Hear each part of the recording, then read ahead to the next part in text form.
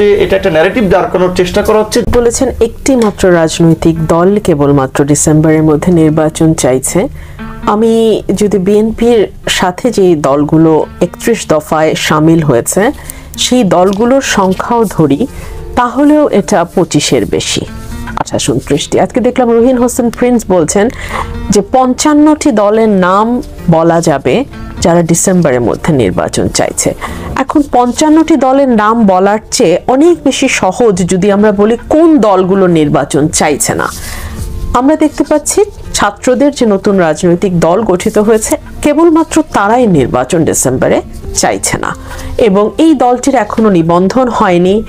নিবন্ধন যেহেতু হয়নি, সুতরাং মার্কা বা প্রতীকেরও কোনো প্রশ্ন নাই।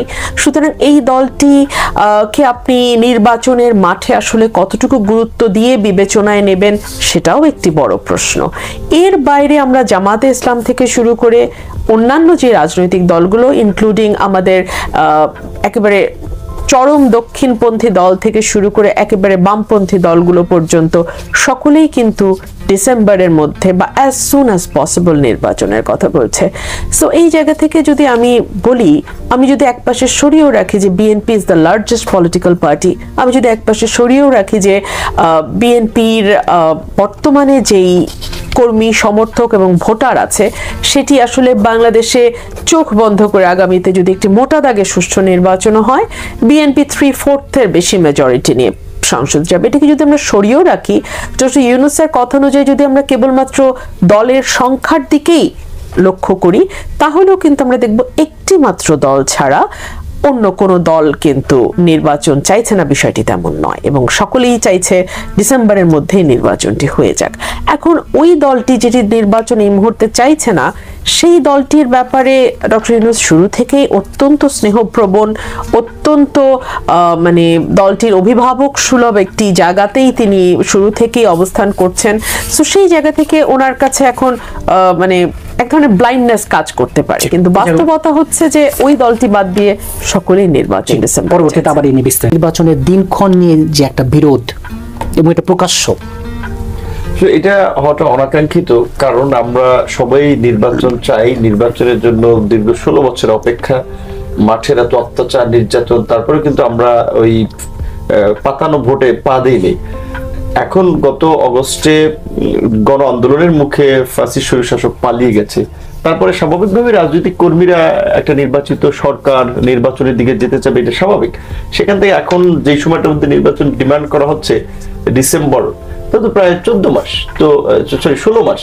সো একটা ইন্টারিম গভর্নমেন্ট যদি 16 মাসেও ইলেকশনের একটা রোড ম্যাপ না দিতে পারে, তাহলে কিন্তু তাদের এই ক্ষমতায় থাকার মতলব নিয়ে বা নির্বাচন পেছানোর মতলব নিয়ে প্রশ্ন তোলাটা অস্বাভাবিক কিছু না। এবং এটা খুব সারপ্রাইজিং, আজকে নিকি এশিয়া ফোরামে যেই বাংলাদেশের মিডিয়াগুলোতে, আমি ইংলিশ বক্তব্য শুনি নাই, যেটা রেফারেন্স করে নিউজ করা হয়েছে যে একটা পার্টি বোধহয় ডিসেম্বর একটা দল, আমার জানা মতে অন্তত পক্ষে প্রায় 100 ছোট বড় পার্টি হোক, সেটা 5 জনের একটা পার্টি, বাট পলিটিক্যাল পার্টি, সেটা আন্দোলন সময়, কিন্তু 100 পার্টি প্রায় আপনার এই ইলেকশন, এই লাইনে ডিসেম্বর জানুয়ারিতে ইলেকশন চায়।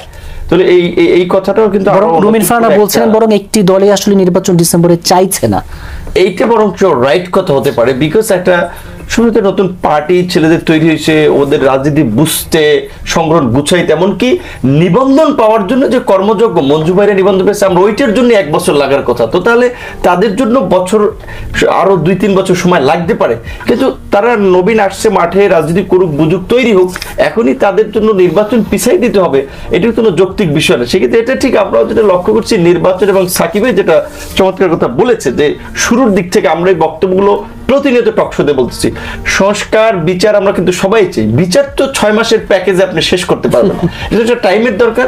তাহলে এই যে আমাদের ছাত্র বন্ধুরা বা আন্দোলনকারী কিছু নেতৃবৃন্দ বিচার সংস্কারকে মানে নির্বাচনের মুখোমুখি দাঁড় করিয়ে যে আমরা সংস্কার চাই না, আমরা সংস্কার আগে, বিচার আগে, তারপরে নির্বাচন। সংস্কারের আপনি যদি দেখেন সমস্ত আপনার বিশেষ পলিসিগুলো পেপারগুলো রেডি, এখন ইমপ্লিমেন্টেশনে গেলে 9 মাসে কি 9টা সংস্কার বাস্তবায়ন করতে পেরেছে? সংস্কার বাস্তবায়নে বাধা কেউ দিচ্ছে? কেউ দিচ্ছে না। কিন্তু বরঞ্চ আমরা দেখতাম সরকারের শক্ত অবস্থানটা যে বিএনপি ডিনাই করতেছে, দ্বিমত পোষণ করতেছে, তারপরে তারা এক্সিকিউট করুক, ভালো কাজে আমরা সহযোগিতা করব। তারা কিন্তু কোনো এক্সিকিউশন এখন পর্যন্ত আমরা দেখিনি। সেই জায়গা থেকে এইটাকে বলবো যে এটা একটা ন্যারেটিভ দাঁড় করানোর চেষ্টা করা হচ্ছে যে সংস্কার, বিচার, নির্বাচনের কারণে হচ্ছে না। সেকেন্ড একটা ন্যারেটিভ দেখেন আপনি, শেখ হাসিনা আমলে আমরা যেটা দেখেছিলাম যে শেখের বেটির বিকল্পকে, হাসিনার বিকল্পকে, হাসিনা যেভাবে এক হাতে চীন, এক হাতে ভারত, মাঝখান দিয়ে আমেরিকা ব্যালেন্স করতেছে, এটা কেউ পারবে না।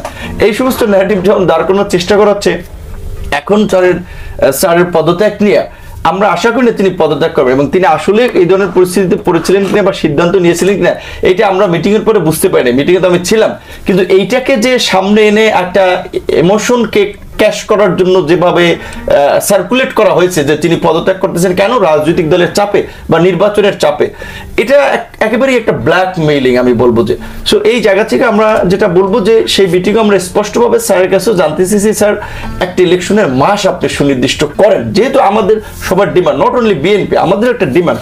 তো তারপরে কিন্তু এই এতগুলো দলের সাথে, আপনার 21টা দলের সাথে মিটিং এর পরে প্রেস সেক্রেটারি যে প্রেস ব্রিফিং করলো, ওইখানে নির্বাচনী মাস নিয়ে ওগুলোর দিনক্ষণ নিয়ে কোনো ঘোষণা নেই।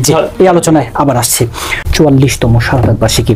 একটি কথা এখন বলাই হয় যে শহীদ জিয়াকে তো ইতিহাস থেকে মুছে ফেলা আসলে নানা চেষ্টা হয়েছে, অন্তত যদি গত 16 বছরের কথাই বলি, সেই জায়গায় তো এই জায়গাটি তো পুরোপুরি ব্যর্থ, তাই নয় কি?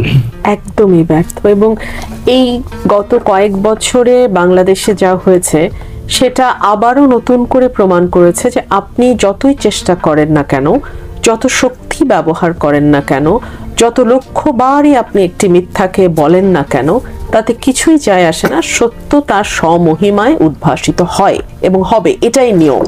এবং ইতিহাস কখনোই মুছে ফেলা যায় না। যা ঘটে গেছে, যা হয়ে গেছে, একটা মানুষের যা কীর্তি, যা তাকে অমর করেছে, সেটা আপনি যতই চেষ্টা করেন না কেন সেটা আপনি মুছতে পারবেন না।